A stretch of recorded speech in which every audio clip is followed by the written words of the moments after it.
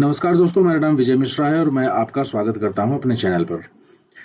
दोस्तों, आज हम लोग डिस्कस करने वाले हैं एक ऐसे ऑप्शन बाइंग स्ट्रैटेजी के बारे में जिसकी एक्यूरेसी बहुत ही हाई है और मैं कहूँगा कि इसका जो बैक टेस्टिंग करके जो डेटा है उसके हिसाब से इसकी एक्यूरेसी ऑलमोस्ट 89 to 90% एक्यूरेसी है इसकी।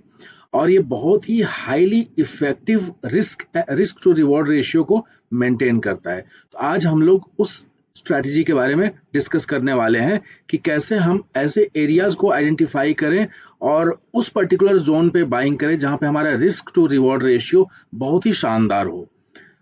ये जो स्ट्रेटजी आज हम लोग डिस्कस करने वाले हैं इसमें मिनिमम आपको 1:2 1:3 तो कम से कम है। ऐसा सीन रहता है कि कभी कभी जब मार्केट आपके फेवर में जब निकलेगा ये तो बुलेट की तरीके से निकलते हुए और 1:7 1:8 1:9 तक का रिस्क रिवॉर्ड रेशियो को मेंटेन करके देता है ये। तो ये बहुत ही हाईली इफेक्टिव है और ये लो कैपिटल वालों के लिए सबसे बेस्ट स्ट्रेटजी रहता है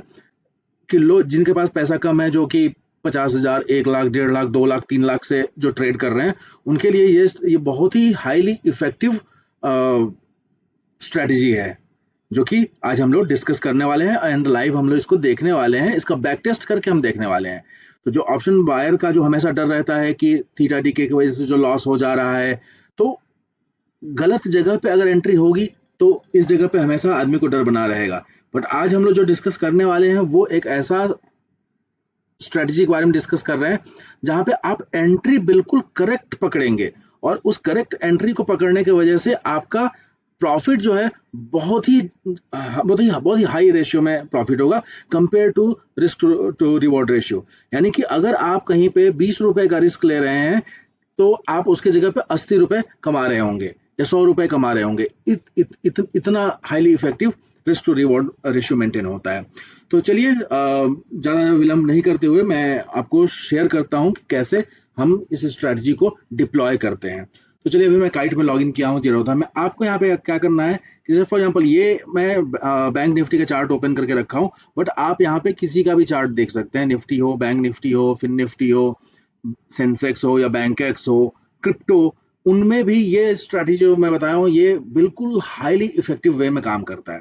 इसके लिए सबसे पहले आप क्या करना है कि मैं यहीं पे आपको डबल स्क्रीन कर देता हूं ताकि मुझे चार्ट जो है बेटर वे में दिखेगा। अब यहाँ पे आप देख सकते हैं कि मैं यहाँ पे चार्ट को स्प्लिट कर लिया हूँ दो की डबल स्क्रीन में। मेरे को एक साथ मुझे चार्ट देखना है। इस जगह पे मैं स्पॉट का भी चार्ट देखूंगा और साथ साथ में जो ऑप्शन में बाई करने जा रहा हूँ मैं उसका भी चार्ट देखने वाला हूँ। अब ये स्ट्रेटजी में मैं सबसे पहले एक इंडिकेटर डिप्लॉय करूंगा जिसका नाम है VWAP, volume weighted average price. ये अपने में बहुत ही हाईली इफेक्टिव इंडिकेटर है VWAP। VWAP जो है, जो भी वॉल्यूम, जितने भी यहाँ पे आप जो ग्रीन में जो वॉल्यूम दे रहे हैं, इन जो वॉल्यूम हो रहा है, इन वॉल्यूम के वजह से जो प्राइस में चेंजेस आ रहे हैं उस प्राइस का एवरेज कहाँ पे चल रहा है हम उसको पकड़ने की कोशिश करते हैं। इसको एक काम करता हूं कि मैं इसको एक रेड कलर में हाईलाइट कर देता हूं। VWAP को थोड़ा थिक कर लिया मैं इसको। और दूसरा इंडिकेटर जो आपको इसमें लगाना है वो है EMA, that is exponential moving average. तो एक्सपोनेंशियल मूविंग एवरेज का जो EMA 9 जो है 9 ही रखना है हमको यहाँ पे EMA दूसरा भी चेंज नहीं करना है। अगर आप सोचेंगे इसको EMA 7 कर लें या EMA 15 कर लें तो वैसा नहीं करना है इस जगह पे, क्योंकि ऑप्शन बाइंग की बात हो रही है और मिनिमम रिस्क रखते हुए मैक्सिमम रिवॉर्ड हमको निकालना है, जिसके लिए ये EMA 9 की स्ट्रेटजी आपको यूज करनी है। अब ये स्ट्रेटजी यूज करने में आपको क्या आइडेंटिफाई करना है कि जब भी कोई भी बड़ा मूव आपको आया, ये स्पेशली रिवर्सल का जब ट्रेड हो उसमें तो बहुत ही शानदार काम करता है और बहुत ही हाईली टेस्टेड और बैक टेस्टेड रिजल्ट्स इसके मिले हैं और जो कि बहुत परफेक्ट हैं। तो आपको क्या करना है यहाँ पे कि जब भी आपको कभी भी ये आइडेंटिफाई करना है कि किस जोन पे आके कैंडल्स जो हैं वो बहुत छोटे बन रहे हैं। हालांकि आप देखेंगे, आप स्पॉट पे चार्ट आप देख रहे होंगे, लेकिन आपको साथ साथ में ऑप्शन का भी चार्ट को देखना है कि ऑप्शन का चार्ट क्या बोल रहा है। ऑप्शन में भी अगर आपको दिख क्या रहा है कि यहाँ पे कैंडल्स बहुत छोटे छोटे, जैसे फॉर एग्जांपल यहाँ पे कैंडल्स बहुत छोटे छोटे बनना चालू हो गए, ऐसी सिचुएशन में जब कैंडल्स बहुत छोटा छोटा बनना चालू हो गए हैं तब आपको यहाँ पे इसको अंडरस्टैंड करना है और यहाँ पे आपको पकड़ने की इसको कोशिश करनी है। अब जो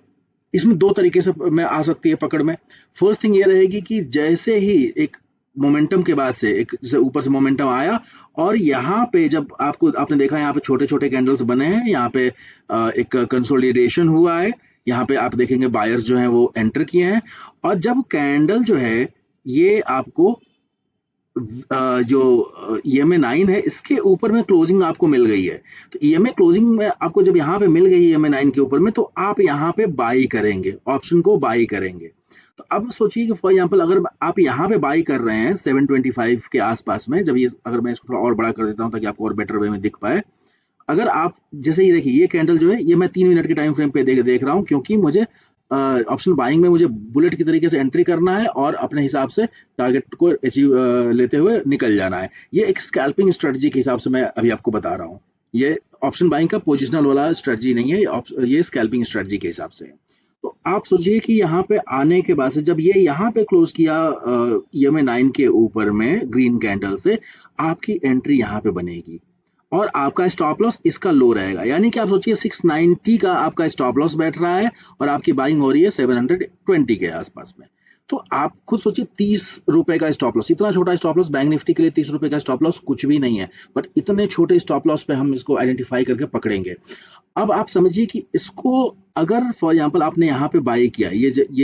ग्रीन कैंडल पे जब इसके ऊपर क्लोज किया तो यहाँ पे आपने बाई किया 720 पे बाई किए आप, और आप जो है यहाँ पे आपका स्टॉप लॉस 690 पे पकड़ लीजिए, आपका 690 पे आपका स्टॉप लॉस है।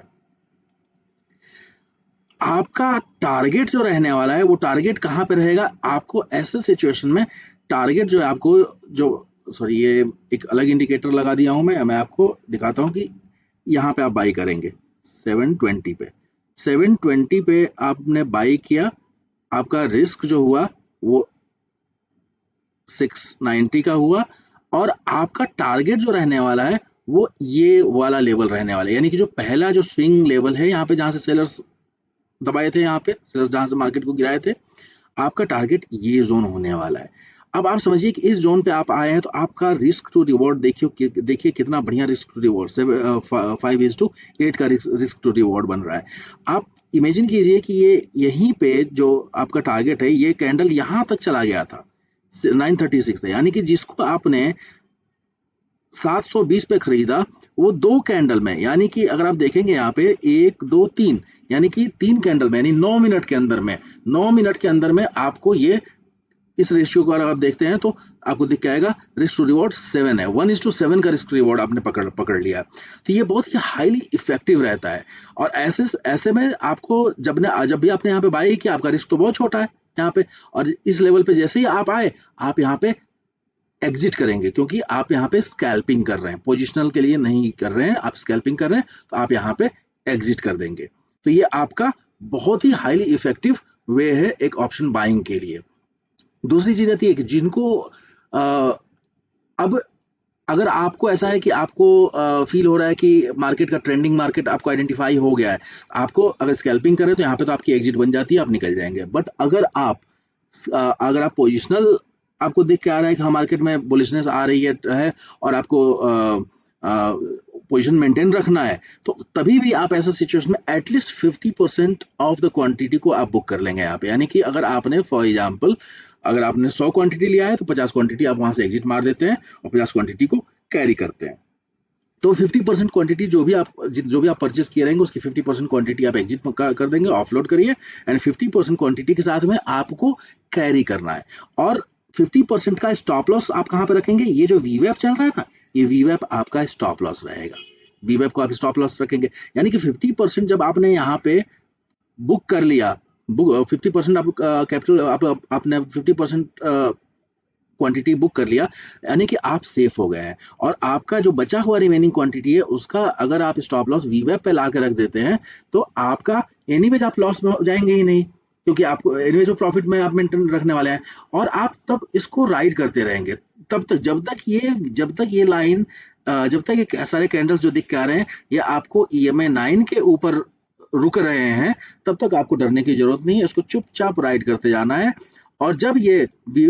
ईएमए 9 के नीचे बंद हो जाए, ठीक है, यहाँ पे देखिए ईएमए के 9 के नीचे में एक बड़े कैंडल से बंद हो गया यहाँ पे, दूसरा कैंडल भी इसको ऊपर पार नहीं कर पाया, जैसे यहाँ पे आप देखेंगे यहाँ पे बंद हुआ बट दूसरा कैंडल इसके ऊपर आ गया, तो ऐसे कंडीशन में आप